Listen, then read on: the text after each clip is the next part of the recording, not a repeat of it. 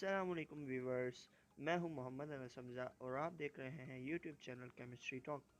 इस चैनल पर केमिस्ट्री से रिलेटेड वीडियोस अपलोड होती हैं। अगर आप चाहते हैं कि हमारी चैनल की हर अपडेट आप तक पहुंचे और हमारी हर वीडियो को आप देख सकें तो चैनल को सब्सक्राइब और बेल आइकन पर क्लिक करना ना भूलिएगा। आज का टॉपिक जो है हमारा वो है लॉज ऑफ केमिकल कॉम्बिनेशन, जिसके अंदर हम डिस्कस करेंगे जब केमिकल्स आपस में कंबाइन होते हैं तो वो रिएक्शन प्रोसीड करते हैं। तो उस रिएक्शन के दौरान कुछ लॉज जो हैं उस रिएक्शन में इन्वॉल्व होते हैं, उनको इस वीडियो में हम in detail step by step explain करेंगे। तो चलें शुरू करते हैं। वीडियो स्टार्ट करने से पहले हम थोड़ी अपनी आउटलाइंस पढ़ लेते हैं जो हम वीडियो में आगे डिस्कस करेंगे। तो नंबर 1 पे है हमारे पास law of conservation of mass. ये भी एक लॉ है जो केमिकल कॉम्बिनेशन में आता है। दूसरे पे है law of fix proportion. Then हम डिस्कस करेंगे लॉ ऑफ मल्टीपल प्रोपोर्शन और उसके बाद finally law of reciprocal proportion. अगर हम law of conservation of mass की स्टेटमेंट को पढ़ें तो वो ये है, it states that mass is neither be created not destroyed during a chemical reaction. ये तो सीधी सी सिंपल वर्ड्स में लिखा हुआ है कि मास ना ही कभी क्रिएट हो सकता है और ना ही मास ख़त्म हो सकता है किसी भी एक केमिकल रिएक्शन के दौरान। In other words, in any chemical reaction the initial weight of reacting substance is equal to the final weight of the product. दूसरी स्टेटमेंट में हमसे कहा जा रहा है कि रिएक्टेंट साइड का जो इनिशियल वेट होगा वही फाइनल प्रोडक्ट का भी वेट होगा, यानी throughout the reaction weight हमेशा कंजर्व रहेगा। आपको नाम से भी पता चल रहा होगा, law of conservation of mass मतलब मास जो है कंजर्व रहेगा किसी भी केमिकल रिएक्शन में। हर यानी मास ना ही कम हो सकता है किसी भी केमिकल रिएक्शन में, ना ही मास ज़्यादा हो सकता है। एग्जाम्पल के तौर पे अगर हम देखें ए प्लस बी अगर आपस में रिएक्ट करें और वो कोई भी प्रोडक्ट ए बी फॉर्म करें, ये ए बी कुछ भी हो सकते हैं। यहाँ पे हमने जनरल एक ए कंपाउंड ले लिया और एक बी कंपाउंड ले लिया। उन दोनों ने आपस में रिएक्ट किया और रिएक्शन के बाद फर्दर जब आगे प्रोडक्ट फॉर्म हुआ वो हुआ हमारे पास ए बी। तो जो अब ए का वेट होगा और जो बी का वेट होगा उन दोनों को सम जब हम करेंगे तो वो जो वेट बनेगा वो हमारा फाइनल प्रोडक्ट का वेट होगा। मींस आवर ऑल वेट क्या हुआ, कंजर्व रहा, वेट चेंज नहीं हुआ। यानी फ़र्ज़ कर लें अगर ए का जो है 10 kg और बी का जो है 5 kg है, तो जो वेट होगा प्रोडक्ट का वो 15 kg होगा, यानी वेट कंजर्व रहेगा। ना वेट कम हो सकता है और ना ही वेट बढ़ सकता है। Mass neither be created nor destroyed during any chemical reaction. हमने जनरल एग्जांपल्स देखी, अब थोड़ी सी हम कंपाउंड से रिलेटेड एग्जाम भी देख लेते हैं। हमारे पास एक एग्जांपल है H2 प्लस O2, यानी जब हाइड्रोजन गैस ऑक्सीजन से रिएक्ट करेगी तो वाटर फॉर्म करेगी।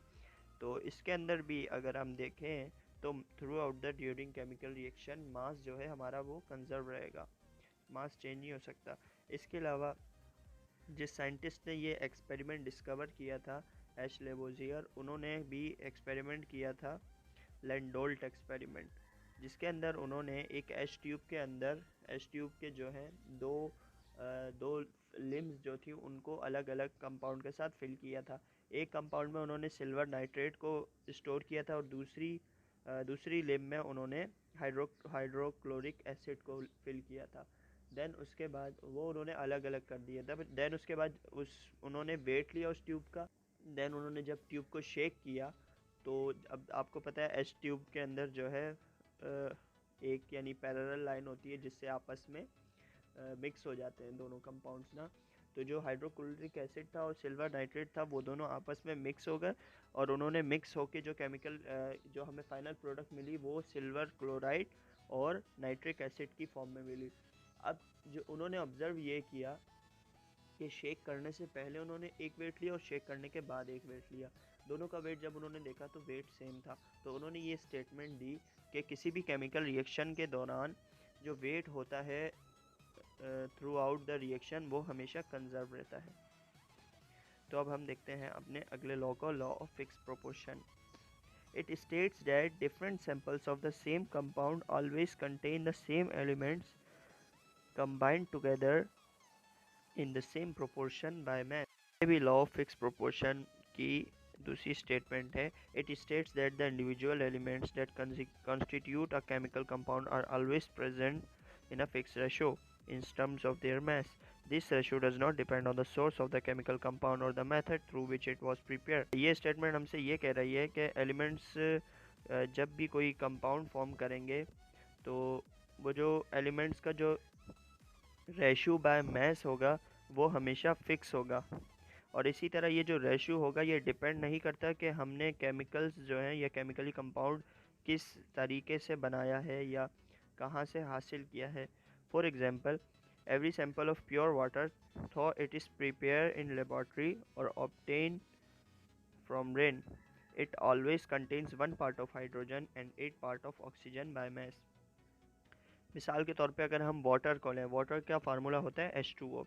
अब इसके अंदर हमें अगर हम प्योर वाटर के सैंपल को लिया जाए तो अब हमें फ़र्क नहीं पड़ता कि चाहे वो लेबॉर्ट्री में प्योर वाटर बना हो या वो हमें थ्रू रेन हासिल हुआ हो या कहीं से भी हमें वाटर हासिल हुआ हो, लेकिन जो उसका प्रोपोर्शन, उसका जो रेशियो होगा प्रोपोर्शन बाय मास वो हमेशा फिक्स रहेगा। यानी 1 पार्ट ऑफ हाइड्रोजन होंगे और 8 पार्ट ऑफ ऑक्सीजन हिस्सा लेंगे बाय मास। तो यहाँ पे भी हमने यही किया है, H2O का फार्मूला लिखा है यहाँ पे, और हाइड्रोजन का एटॉमिक मास 1 होता है तो 2 हाइड्रोजन यहाँ पे मौजूद हैं, वो 2 से मल्टीप्लाई होगा तो 2 आ जाएगा। इसी तरह ऑक्सीजन का एटॉमिक मास 16 होता है तो 2:16 का रेशियो आ गया।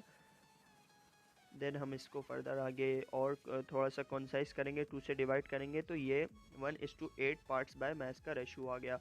लॉ फिक्स प्रोपोर्शन का मतलब ये है कि एलिमेंट्स जो हैं डिफरेंट आपको सैंपल्स प्रोवाइड कर सकते हैं कंपाउंड्स के, लेकिन वो जो सैंपल्स होंगे उनके दरमियान जो आपस में रेशियो होगा, मास का रेशियो, वो हमेशा सेम रहेगा। यानी आप वो सैंपल कहीं से भी ले लें, हमेशा वो एक फ़िक्स रेशियो है, वो उसी रेशियो में ही वो कंपाउंड फॉर्म करेंगे।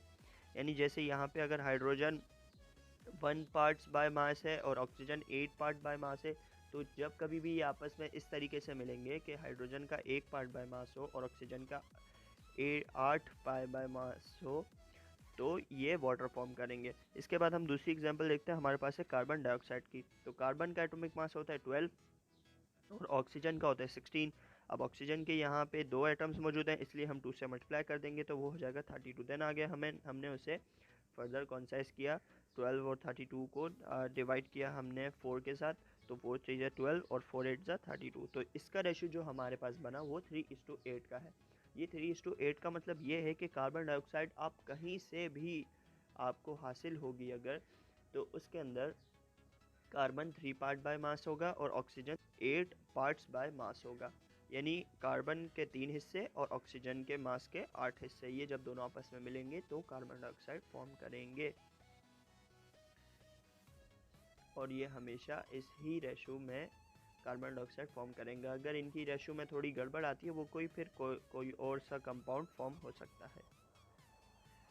लॉ ऑफ मल्टीपल प्रोपोर्शन, इसका स्टेटमेंट ये है, it states that if two elements combine to form more than one compound, the masses of one element that combine with a fixed mass of the other element are in the ratio of a small whole number or simple multiple ratio।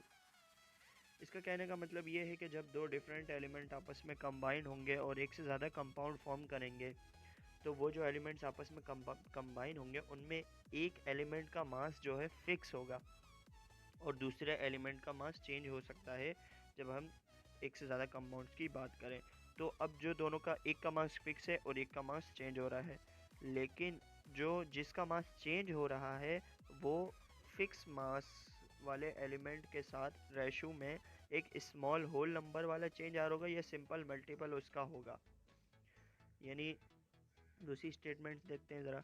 It states that when two elements combine with each other, ये कह रहा है हमसे कि जब दो elements आपस में कंबाइन होंगे to form more than one compound, एक से ज़्यादा कंपाउंड बनाने के लिए, the weights of one element, एक एलिमेंट का weight, that combine with a fix weight, जो कि कंबाइन होगा दूसरे एलिमेंट के साथ जिसका वेट फिक्स होगा, of the other are in a ratio, ये जिसका चेंज हो रहा है ना वो फिक्स वाले एलिमेंट के साथ कंबाइन है और उसका जो रेशो होगा ऑफ स्मॉल होल नंबर्स, वो स्मॉल होल नंबर के अंदर होगा। इसको हम थोड़ा एग्जांपल से समझने की कोशिश करते हैं। ये देखें, आपके पास यहाँ पे कार्बन डाइऑक्साइड मौजूद है, तो कार्बन का हमें पता है मास कितना होता है, 12 होता है, और ऑक्सीजन का मास कितना होता है, 16 होता है। ठीक है, और यहाँ पे आपके पास कार्बन डाइऑक्साइड मौजूद है, तो कार्बन का मास जो है 12 होता है और ऑक्सीजन का मास 16 होता है, लेकिन 2 से मल्टीप्लाई होने के बाद वो क्या हो जाएगा, 32।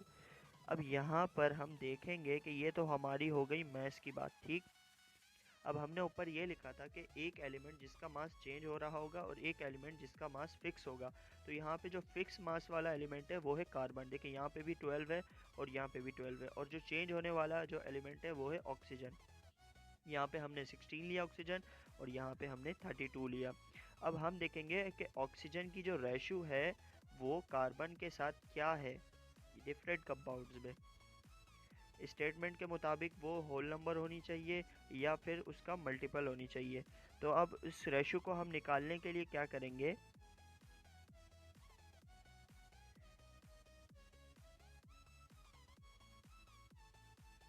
जो 12 होगा उसको 16 से डिवाइड कर देंगे।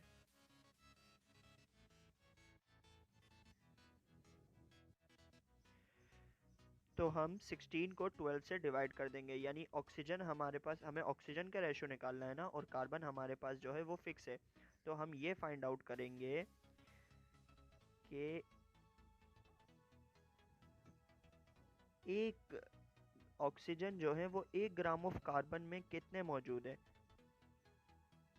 तो हम जब 16 को 12 से डिवाइड करेंगे तो हमारे पास वैल्यू आएगी 1.33। इस 1.33 का मतलब ये है कि इस वक्त कार्बन मोनोऑक्साइड में 1 ग्राम ऑफ कार्बन के साथ 1.33 ग्राम ऑफ ऑक्सीजन अटैच है।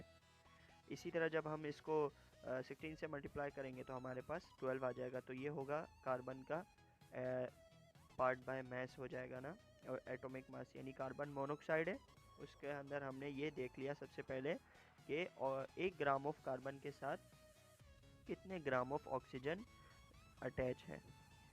देन उसके बाद हम इसको लीस्ट मल्टीपल का नंबर से डिवाइड कर देंगे। लीस्ट मल्टीपल यहाँ पे इस वक्त कार्बन डाइऑक्साइड्स के अंदर जो है यही होता है, 1.33 ही होता है। तो जब हम 1.33 से इसको डिवाइड करेंगे तो हमारे पास 1 आ जाएगा। इस 1 का मतलब ये है कि कार्बन मोनोऑक्साइड में यानी CO के अंदर ऑक्सीजन की जो रेशो है वो 1 है।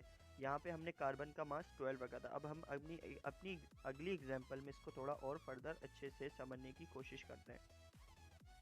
यहाँ पे देखें, अब कार्बन का मास हमने वही 12 रखा, वही फिक्स मास, और ऑक्सीजन का मास हमने यहाँ पे चेंज कर लिया। 16 एटॉमिक मास होता है, 2 से मल्टीप्लाई होगा तो 32 हो जाएगा। अब हम यहाँ पे क्या करेंगे, वही दोबारा पुराना पिछला प्रोसेस, हमें जो है ऑक्सीजन की रेशो निकालनी है कार्बन डाइऑक्साइड के अंदर। तो स्टेटमेंट के मुताबिक वो या तो होल नंबर में आनी चाहिए या फिर वो जो है मल्टीप्लाई होनी चाहिए, जो हमारी पिछली रेशो आई थी उसके साथ कोई एक नंबर ऐसा मल्टीप्लाई। तो अब हम देखते हैं क्या होता है। तो 12 से डिवाइड किया तो हमारे पास जो आई वो रेशो आई 2.66। इसका मतलब ये है कि gram of oxygen containing with 1 gram of carbon, यानी 2.66 का मतलब ये है कि कार्बन डाइऑक्साइड के अंदर एक कार्बन के साथ 2.66 ग्राम जो है ऑक्सीजन अटैच होते हैं। तो जब हम 2.66 को डिवाइड कर देंगे लीस्ट नंबर के साथ 1.33 है जो कि इस कंपाउंड के अंदर यानी इस सीरीज़ के अंदर कार्बन डाइऑक्साइड्स के अंदर, तो वो हमारे पास आ जाएंगे कार्बन ऑक्साइड्स के अंदर। यानी अगर CO है यहाँ पे हमारा लीस्ट नंबर जो है वो 1.33 है, और CO2 में हमारा हम देखते हैं हमारे पास जो लीस्ट नंबर है वो है 1.33। तो 2.66 जब 1.33 से डिवाइड होगा तो 2 आ जाएगा। इस 2 का मतलब ये है कि इस कंपाउंड में ऑक्सीजन की जो रेशो है कार्बन के साथ वो है 2। हमने पिछली एग्जाम्पल्स देखी कार्बन ऑक्साइड्स की, हम थोड़ी सी अब हाइड्रोजन ऑक्साइड्स की भी देख लेते हैं। देखिए यहाँ पे है हमारे पास H2O और यहाँ पर है हमारे पास H2O2 कंपैरिजन में।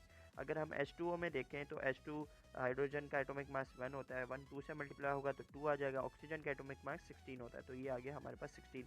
इसी तरह यहाँ पे भी हाइड्रोजन का एटॉमिक मास 1 होता है तो 1 2 से मल्टीप्लाई होकर 2 आएगा। ऑक्सीजन का एटॉमिक मास जो है 16 होता है, 2 से मल्टीप्लाई होकर 32 आएगा। तो अब हम ये करेंगे, अब हम ये जानेंगे कि इन दोनों ऑक्साइड्स के अंदर एक ऑक्सीजन के मतलब कितने ग्राम ऑफ ऑक्सीजन एक हाइड्रोजन के साथ अटैच है। तो वो जानने के लिए हम क्या करेंगे, 16 को 2 से डिवाइड कर देंगे तो हमारे पास वो रेशियो आ जाएगी। यानी 8 का मतलब ये है कि 8 ग्राम ऑफ ऑक्सीजन एक हाइड्रोजन के साथ अटैच है। इसी तरह हम जब 32 को 2 से डिवाइड करेंगे तो यहाँ पे हमारे पास वैल्यू आ जाएगी ये 16। ये हमसे कह रहा है कि 16 gram of oxygen 1 gram of hydrogen के साथ अटैच है H2O2 के अंदर। अगर हमें हाइड्रोजन का निकालने का कहा जाए कि कितने हाइड्रोजन अटैच हैं ऑक्सीजन के साथ, तो हम क्या करेंगे, 2 को 32 से डिवाइड कर देंगे। पहले हमने क्या किया, 32 को 2 से डिवाइड किया था। तो बहरहाल यहाँ पे आप देख रहे हैं कि यहाँ पे 8 आया है हमारे पास, यानी 8 ग्राम ऑफ ऑक्सीजन एक हाइड्रोजन के साथ अटैच है, और यहाँ पे 16 ग्राम ऑफ ऑक्सीजन एक हाइड्रोजन के साथ अटैच है। अब हमने थर्ड स्टेप पे क्या करना है, divide through by smallest mass ratio of 2 elements. अब हम इसको H2O के दरम्यान जो स्मॉलेस्ट रेशियो हमारा आता है वो हमारा आता है 8। यानी हाइड्रोजन ऑक्साइड्स जितने भी बनेंगे उनका जो स्मॉलेस्ट रेशियो होता है वो हमारे पास होता है 8। जब 8 को हम 8 से डिवाइड करेंगे तो हमारे पास ऑक्सीजन की रेशियो आ जाएगी, वो आएगी 1। इसी तरह जो यहाँ पे हमारी 16 वैल्यू आई थी, जब हम 16 को 8 से डिवाइड करेंगे तो हमारे पास वैल्यू आ जाएगी 2। तो यहाँ हमारा इस लॉ जो कह रहा है हमसे, वो ये कह रहा है कि जब दो एलिमेंट्स आपस में मिलके मुख्तलिफ कंपाउंड्स बनाएंगे, यानी जैसे यहाँ पे हमने H2O देखा, हाइड्रोजन है और ऑक्सीजन है, दो एलिमेंट्स हैं, और यहाँ पे H2O2, इन्होंने दो मुख्तलिफ कंपाउंड्स बनाए, एक H2O बनाया और दूसरा H2O2 बनाया। तो अब जो ये दो मुख्तलिफ कंपाउंड्स बना रहे हैं, इनमें एक एलिमेंट का जो मास है वो फिक्स है। वो फिक्स मास किसका है, हाइड्रोजन का। हाइड्रोजन का यहाँ पे भी 2 है और यहाँ पे भी 2 है, और दूसरे एलिमेंट का मास चेंज हो रहा है। तो अब जो दूसरे एलिमेंट का जो मास चेंज हो रहा है उसकी जो रेशो होगी वो या तो फिक्स होगी या फिर कोई यानी वो जो है रेशो जो है उसकी या तो होल नंबर में होगी या फिर जो है उसका मल्टीपल होगी। यानी देखें यहाँ पे ऑक्सीजन की जो रेशो आई है वो 1 आई है। इसके बाद जब हमने अगले ऑक्साइड में देखा तो ऑक्सीजन की रेशो 2 आई। तो 2 का मतलब ये है कि वो 1 का जो है 2 टाइम्स मल्टीपल थी, यानी होल नंबर आया। तो यहाँ पे हमारा स्टेटमेंट जो है प्रूव होता है। हम ज़रा अब नाइट्रोजन की भी एक्सरसाइजेस को समझने की कोशिश करते हैं, इंशाल्लाह इससे आपको बहुत अच्छे से समझ में आ जाएगा। देखिए यहाँ पे हमें जो है ना डिफरेंट नाइट्रोजन ऑक्साइड्स दिए हुए हैं। यहाँ पे N2O दिया हुआ है, NO दिया हुआ है, N2O3 दिया हुआ है, N2O4 दिया हुआ है, इसी तरह N2O5 दिया हुआ है। तो यहाँ पे भी हमने क्या करना है, सबसे पहले जो है एटॉमिक मासेस के हिसाब से इन्हें डिवाइड कर लेना है। तो नाइट्रोजन का एटॉमिक मास 14 होता है, यहाँ पे 2 मौजूद है इसलिए 28 आ जाएगा। ऑक्सीजन का 16, फिर दोबारा यहाँ पे 1 नाइट्रोजन है तो इसलिए यहाँ नीचे 14 आएगा। ऑक्सीजन 1 है इसलिए 16 आएगा। 2 नाइट्रोजन है तो 28 मास हो जाएगा। ऑक्सीजन 3 है तो यहाँ पे 48 हो जाएगा। इसी तरह N2 है तो यहाँ पे 28 हो जाएगा। ऑक्सीजन 4 है तो यहाँ पे 64 हो जाएगा। यहाँ पे ऑक्सीजन 5 है तो 80, और यहाँ पे N2 है तो 28। तो ये हमने जो है सबसे पहला काम क्या किया, इन सबको मैसेज में इनके डिवाइड कर दिया। फिर उसके बाद हमें ये मालूम करना होगा, देखिए यहाँ पे भी जो है ना नाइट्रोजन हमारा फिक्स एलिमेंट है, इसका मास सेम रहेगा, और ऑक्सीजन का मास जो है वो चेंज होता रहेगा। तो यहाँ पे अब हमने ये देखना है कि एक नाइट्रोजन के साथ कितने ऑक्सीजन जो हैं अटैच हैं इस N2O में। तो वो हमें कैसे पता लगेगा, वो हमें ऐसे पता लगेगा कि जब हम 16 को 28 से डिवाइड करेंगे तो वो जो वैल्यू आएगी, जैसे यहाँ पे 0.57 आई है तो इसका मतलब ये है कि ये 0.57 ऑक्सीजन 1 ग्राम ऑफ नाइट्रोजन के साथ अटैच है। इसी तरह यहाँ पे 1.14 आई है, यहाँ पे 1.714 आई है, यहाँ पे 2.285 आई है, और यहाँ पे 2.857 आई है। तो ये सारी वैल्यूज़ हमें ये बता रही हैं कि इतने ग्राम ऑफ ऑक्सीजन जो है 1 ग्राम ऑफ नाइट्रोजन के साथ अटैच है इन डिफरेंट कंपाउंड्स के अंदर। अब ऑक्सीजन का हम रेशो कैसे निकालेंगे, divide through by smallest mass ratio of 2 elements. अब नाइट्रोजन ऑक्सीजन का जो स्मॉलेस्ट रेशो है वो है 0.57। जब हम 0.57 से डिवाइड करेंगे तो हमारे पास एक वैल्यू आ जाएगी, यानी रेशो आ जाएगा ऑक्सीजन का। तो जब हम इसको इससे डिवाइड करेंगे तो 1 आ गया हमारे पास, इसी तरह 1.14, तो यहाँ पे 2 आ गया, यहाँ पे 3 आ गया, यहाँ पे 4 आ गया, यहाँ पे 5 आ गया। हमने जब देखा तो ये सारी रेशोज़ जो हैं वो एक तो होल नंबर में है, और ये जो है मल्टीपल रेशोज़ हैं, यानी 1, फिर 1 को 2 से मल्टीप्लाई किया 2, फिर देन उसके अंदर जो है n+1 जो है 2+1 3, इसी तरह 3+1 4। तो यानी एक जो है नंबर जो है इनके अंदर ऐड होता जा रहा है इस पूरी नाइट्रोजन ऑक्साइड्स की सीरीज के अंदर। Law of reciprocal proportion, it states that when two different elements separately combine with the fixed mass of third element, the proportions in which they combine with one another shall be either in the same ratio or simple multiple of it। तो इस statement का मतलब ये है कि जब दो different elements separately combine होंगे किसी थर्ड एलिमेंट्स के साथ जिसका मास जो है फिक्स होगा, यानी जो दो सेपरेट एलिमेंट्स हैं वो उनका मास चेंज वेरी कर सकता है, लेकिन जो थर्ड एलिमेंट है उसका मास फिक्स होगा।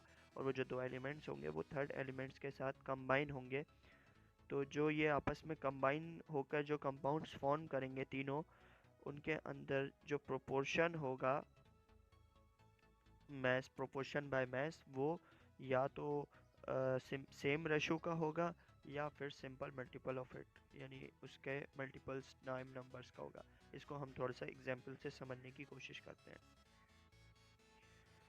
तो देखें यहाँ पे हमारे पास तीन एलिमेंट्स हमने ले लिए हैं, कार्बन, ऑक्सीजन और हाइड्रोजन। ठीक, अब ये तीनों मिलके आपस में डिफरेंट कंपाउंड्स फॉर्म करेंगे।